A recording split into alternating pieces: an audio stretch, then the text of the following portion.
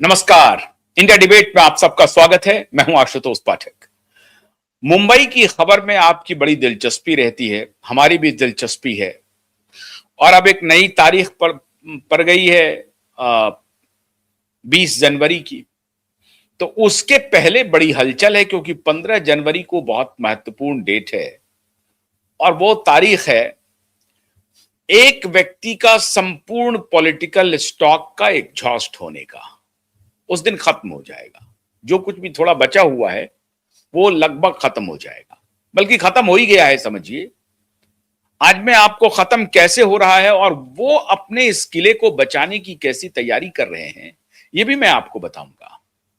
24 दिसंबर का दिन अभी बीता है। एक मुंबई के ब्लू होटल में, 5 स्टार होटल ही है, ब्लू होटल में दो भाइयों की मुलाकात हुई है। राज ठाकरे और उद्धव ठाकरे दोनों जीरो हैं।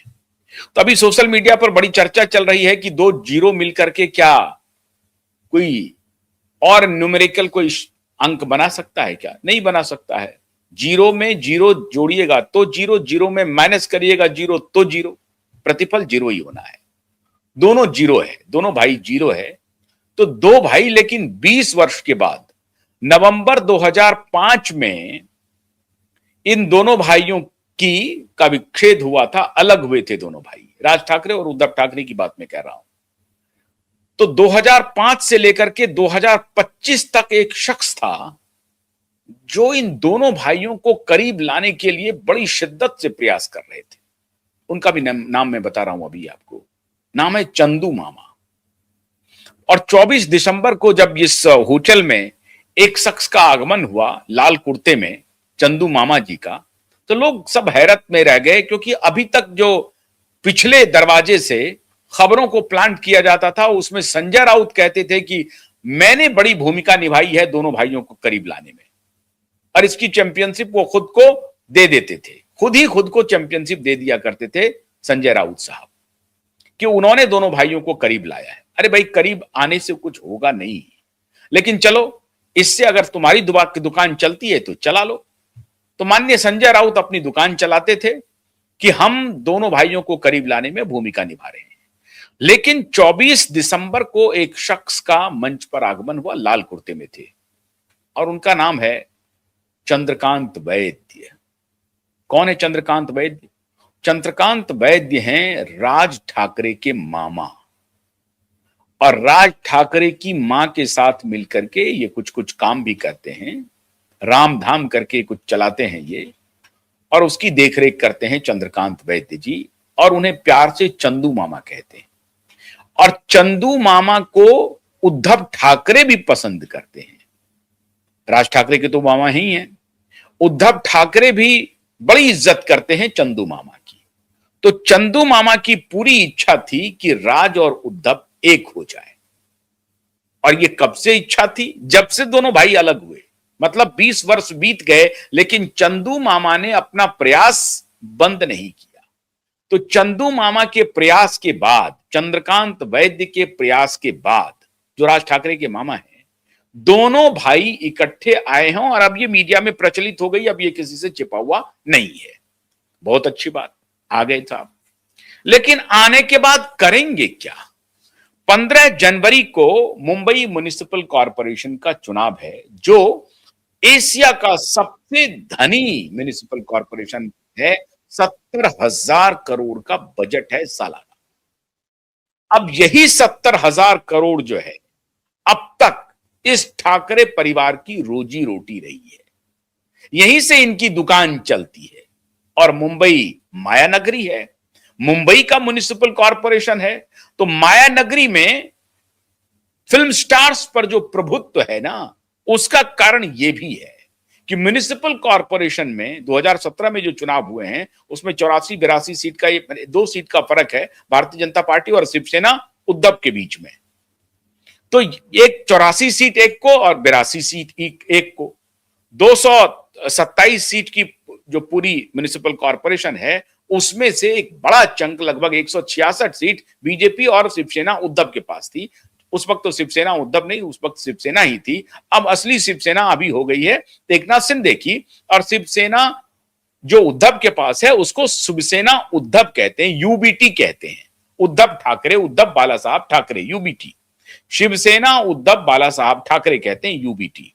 तो ये जो यूबीटी जो अब बनी है, पहले शिवसेना थी 2017 में, और दोनों भारतीय जनता पार्टी और शिवसेना मिलकर के चुनाव लड़ी थी, और दोनों का परफॉर्मेंस बहुत जबरदस्त था। 82 और 84 सीट लाने का परफॉर्मेंस था। 166 सीट अकेले ये दोनों पार्टी लेकर के आई थी। इसके अलावा कांग्रेस को 31 सीट है। समाजवादी पार्टी और एनसीपी दोनों अलायंस में लड़ती है, उन दोनों को मिलाकर के 9 सीट है, जिसमें से अकेले समाजवादी पार्टी को 6 सीट है। 3 सीट एनसीपी शरद पवार को, उस वक्त का एनसीपी जो शरद पवार है उनको 3 सीटें हैं, और जो बाकी उसमें असदुद्दीन ओवैसी को भी 2 सीटें हैं वहां पर मुंबई महानगर पालिका चुनाव में। तो AIMIMB कोई कमजोर खिलाड़ी नहीं है। असदुद्दीन ओवैसी को भी 2 सीट है। और मनसे जो राज ठाकरे की पार्टी है उनको 2017 में 7 सीटें आई थी। उनको इच्छा थी, उनको लग रहा था कि हम जब अलग हुए हैं भाई से 2005 में, तो ये जो 10 वर्ष का हमारा कार्यकाल है, 10-12 वर्षों का, हमने मनसे को बड़ी मजबूत कर ली, और उत्तर भारतीयों के खिलाफ जितना आग उगलना था उगला, मार पिटाई की, सड़कों पर बदतमीजी की, उत्तर भारतीयों को मारा पीटा, सब कुछ किया मराठी के नाम पर, मराठी मानुस के नाम पर, कि अब अपने बाला साहब ठाकरे की जो परंपरा है उसको हम ओढ़ लें मराठी मानुस के नाम पर, और उद्धव ठाकरे को बाला साहब ठाकरे की जो मिल्कियत है उससे बेदखल कर दिया जाए। उनकी मिल्कियत क्या थी? मराठी मानुस का जो मिल्कियत है, उस मराठी मानुस की मिल्कियत को राज ठाकरे की मन से ले ले। लेकिन हुआ कुछ नहीं, क्योंकि भारतीय जनता पार्टी शिवसेना के साथ उस वक्त खड़ी थी, और राज ठाकरे टूट करके बाहर गए थे। तो भाई साहब, राज ठाकरे की मन से पार्टी को 7 सीटें आई, और शिवसेना को 82 या 84, इसी में से 2 आंकड़ा है, मैं कई बार कंफ्यूज कर जाता हूं एग्जैक्टली 82 किनको था, 84 किनको था। संभवतः 84 शिवसेना को और 82 भारतीय जनता पार्टी को था। लेकिन 2017 बीत गया, उसके बाद 2019 आया। 2019 में भारतीय जनता पार्टी और शिवसेना का अलायंस टूट गया, और अब कहानी अलग है। अभी 288 म्युनिसिपल कॉरपोरेशन और मेयर के जो डायरेक्ट चुनाव हुए हैं, उसमें भारतीय जनता पार्टी अकेले 132 सीटों पर जीत गई है, और जो एनडीए है, पूरा जो अलायंस है, जिसमें कि शिवसेना एकनाथ शिंदे गुट और एनसीपी अजित पवार गुट का, दोनों का अच्छा प्रदर्शन रहा है, और दोनों मिलकर के 232 के आसपास, मतलब टोटल एनडीए का जो सीट है वो 232 पहुंच गया। इसमें एक दिलचस्प बात बहुत बहुत जबरदस्त है। मैं क्यों कह रहा हूं कि ये बाप बेटे की जो पार्टी है शिवसेना यूबीटी, इसका टोटल पॉलिटिकल स्टॉक मुंबई के स्टॉक एक्सचेंज में समझिए ध्वस्त हो गया, खत्म हो गया। अब राज ठाकरे की मन से आ जाए या कोई और आ जाए, ये जो आखिरी म्युनिसिपल चुनाव हुए हैं उसमें बड़े ही चौंकाने वाले एक तथ्य सामने आए हैं। तीन डिस्ट्रिक्ट है, जिसमें लातूर, सिंधुदुर्ग और कोल्हापुर। लातूर, सिंधुदुर्ग और कोल्हापुर के एक एक सीट पर कहीं तो शिवसेना, शिंदे और कांग्रेस पार्टी का अलायंस हुआ है। सिंधुदुर्ग में एक ऐसा इलाका है जिसमें सारी पार्टियां, जिसमें NCP, Congress, NCP Sharad Pawar, NCP Ajit Pawar, NCP Shinde, NCP Ajit Pawar और एकनाथ शिंदे की शिवसेना, ये सब इकट्ठा होकर के भारतीय जनता पार्टी के खिलाफ लड़ी है चुनाव। सिंधुदुर्ग का एक सीट है इंटरेस्टिंग है। और एक कोल्हापुर में एनसीपी शरद पवार और एनसीपी अजित पवार, ये दोनों इकट्ठे आ गए है ना दिलचस्प बात। आप कल्पना कर सकते हैं, एकनाथ शिंदे जो एनडीए का अलायंस पार्टनर है, सरकार में शामिल है, डिप्टी मुख्यमंत्री, चीफ मिनिस्टर है, वो कांग्रेस के साथ मिलकर के लातूर में एक सीट लड़ती है। ये जो लास्ट म्युनिसिपल इलेक्शन अभी हुआ है 288 में से एक सीट पर, लातूर के एक सीट पर।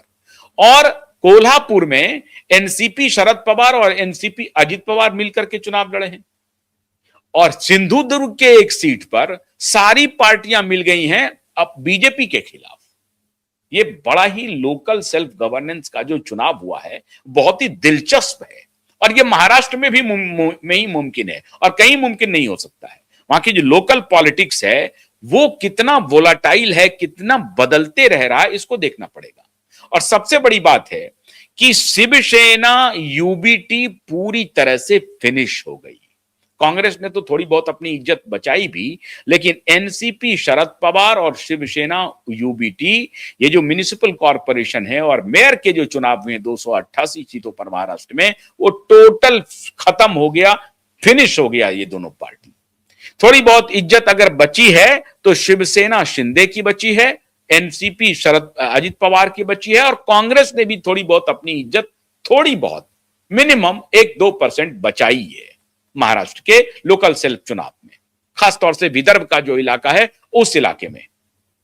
लेकिन पूरा मराठवाड़ा हो, उत्तर पश्चिम महाराष्ट्र हो, सब जगह भारतीय जनता पार्टी की पहुंच हर जगह हो गई है। कुछ कुछ पॉकेट में जहां पर कि एनसीपी अजित पवार की चली है या फिर एकनाथ शिंदे की शिवसेना की चली है, वहां अगर छोड़ दें आप, अन्यथा हर जगह पर भारतीय जनता पार्टी ने अपना परचम लहराया है। अब ये जो लास्ट म्युनिसिपल चुनाव खत्म हुए हैं, वो पूरी तरह से सिग्नल है कि भारतीय जनता पार्टी की स्थिति मुंबई में क्या रहने वाली है, एकनाथ शिंदे और अजित पवार की मुंबई में क्या स्थिति रहने वाली है। और कांग्रेस पार्टी ने इन दोनों भाइयों से खुद को पूरी तरह से अलग कर लिया है। कांग्रेस पार्टी को इस बात का भान हो गया है कि ये दोनों बाप बेटे का जो पॉलिटिकल स्टॉक है वो जीरो हो चुका है, अब उसमें कोई हवा नहीं भरी जा सकती है।